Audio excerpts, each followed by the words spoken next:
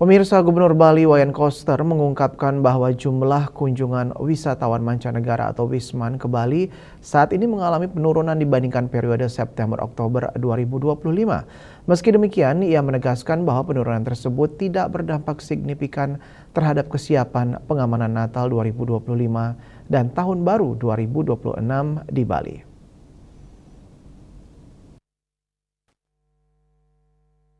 Wayan Koster mengatakan, saat ini jumlah wisatawan mancanegara yang berkunjung ke Bali saat ini memang mengalami penurunan dibandingkan jumlah kunjungan pada bulan September hingga Oktober.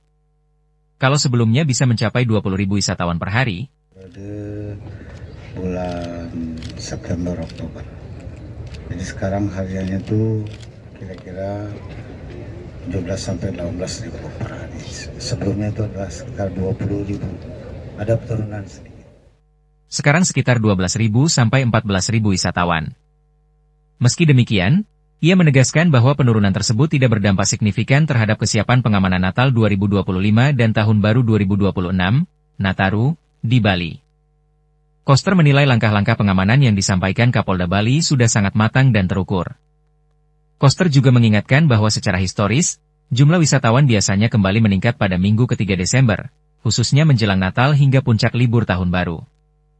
Koster berharap, perayaan Tahun Baru dilakukan dengan sederhana, tertib, dan saling menjaga.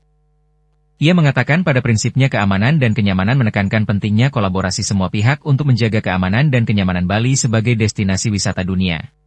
Bali Post melaporkan.